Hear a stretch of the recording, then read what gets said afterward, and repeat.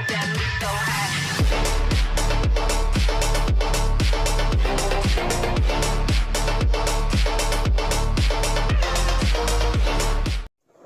ये WhatsApp guys, कैसे हैं आप लोग। तो आज मैं peak of true martial artist season 3 का न्यू एपिसोड एक्सप्लेन करने वाला हूँ।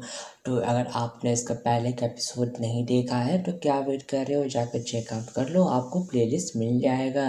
तो चलिए वीडियो को शुरू करते हैं बिना कोई टाइम वेस्ट किए हुए। तो इसका पहले का एपिसोड में आप लोग को याद होगा कि हुआ क्या था। तो हुआ यह था कि जो वहाँ पर हमें हाउटन टेम्पल का सीन दिखाया जाता है, जो कि एक डिफरेंट सेक्ट से आए हुए थे। वो बोल रहे थे कि तुम लोग चिंता ना करो, हम लोग तुम्हारे एनिमी का अच्छा से ख्याल रखेंगे और उन लोग को जेन्युइन हिडन रिलम से जिंदा वापस आने नहीं देंगे।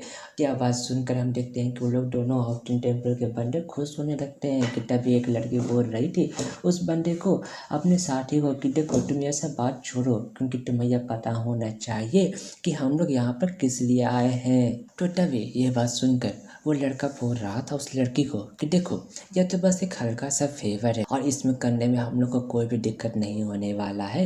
तो तभी वो ओल्ड मैन बोल रहा था उन लोग दोनों से कि क्या आप यहाँ पर हमें बता सकते हैं कि आखिर में आप यहाँ पर क्या चीज़ को खोजने के लिए आए हुए हैं। तो अगर हमें यह चीज़ के बारे में पता चलता है तो हम लोग इसमें आपको मदद कर सकते हैं, फुल्ली कोऑपरेट कर सकते हैं। तो ये बात सुनकर उस लड़के को गुस्सा आ गया था। बोल रही थी कि क्या तुम लोग वाकई में क्वालिफाइड हो उतना कि तुम हम लोग के साथ कोऑपरेट करोगे। नहीं, बिल्कुल नहीं। तो ये बात सुनकर तभी वो लड़का बोल रहा था कि देखो अभी तुम लोग को ये जानने की जरूरत नहीं है कि हम लोग क्या करेंगे क्या नहीं करेंगे। तुम बस इतना याद रखो कि अगर हम लोग को लोकेशन पता चल जाता है उस चीज़ का, हम लोग कंफर्म कर लेते हैं, तो उसके बाद हम लोग तुमको उस चीज़ के बारे में बता देंगे। और फिर तभी हमें उस मीटिंग हॉल के बाहर का सीन दिखाया जाता है, जहाँ पर तभी वो ओल्ड मैन का साथी उसको बोल रहा था कि उन लोग जो है यहाँ पर बहुत सारे बंदों को इकट्ठा कर चुका है, लेकिन उन लोग बताना नहीं चाह रहा है कि आखिर में उन लोग यहाँ पर क्या चीज़ को फाइंड आउट करने के लिए आए हुए हैं।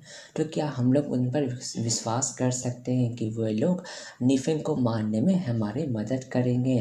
तो बात सुनकर वो ओल्ड मैन बोल रहा था कि ये सब बात छोड़ो, अब इस चीज़ का महत्व नहीं है, बस तुम इतना ध्यान रखना कि तुम अपने आप को प्रॉब्लम से बाहर रखना और जो डीमन से उनका मदद करना, उनका मदद लेना प्रॉब्लम से बाहर आने में।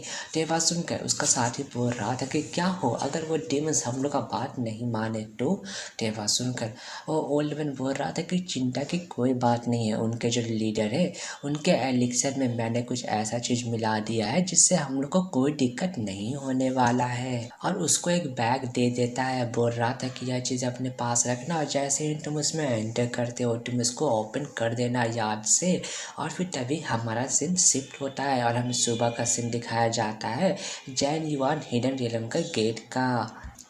और फिर तभी हम देखते हैं कि वहाँ पर वो तीनों क्लैन के मेंबर आए हुए थे, जहाँ पर पहला क्लैन का मेंबर उल्फ क्लैन वाले मेंबर को बोल रहा था कि लैंगमी तुम कैसे हो। तो लैंगमी हैरान होती हुए बोल रहा था कि क्या तुम भी लेवल 9 पर पहुंच चुके हो, ये कैसे पॉसिबल है। तो तभी वहाँ पर वो तीसरा क्लैन मेंबर भी आ जाते हैं, जहाँ पर वो सारे लड़की थी, जहाँ पर उन लोग बोल रही थी कि हाँ हाँ मैं इस अपॉर्चुनिटी को कैसे हार सकती हूँ, खो सकती हूँ। तो तभी वहाँ पर एक लड़की का खूबसूरती देख कर वहाँ पर सब लोग हैरान थे, जहाँ पर एक लड़का बोल रहा था कि मियर तुम्हारा ब्यूटी तो वाकई में बहुत ज़्यादा बढ़ते जा रहा है दिन प्रतिदिन।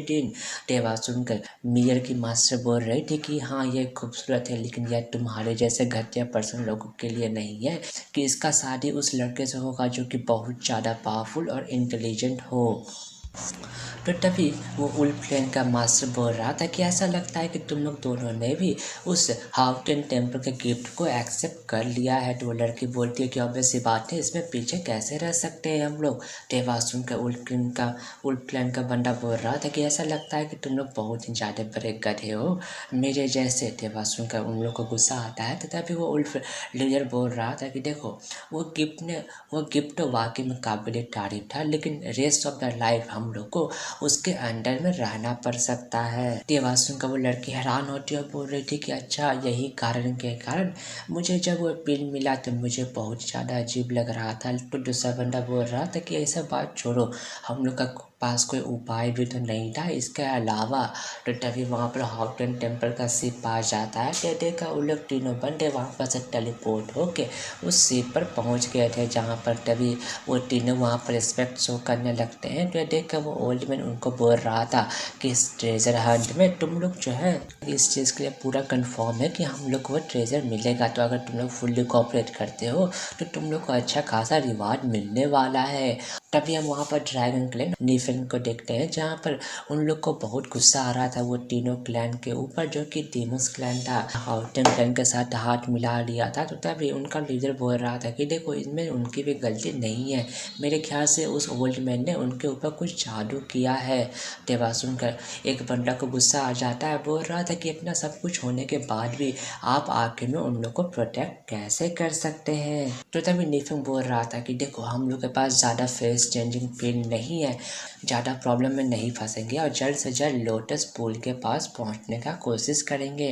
तो तभी वहाँ पर ड्रैगन क्लैन का मास्टर अपने साथियों को समझा रहा था कि देखो तुम लोग यहाँ पर नीफिंग का बात फुल्ली मानना, वो जो कहे वही कहना। अगर नीफिंग वहाँ पर नहीं हो तो जो फिफ्थ ब्रदर कहे बस वही मानना, समझे।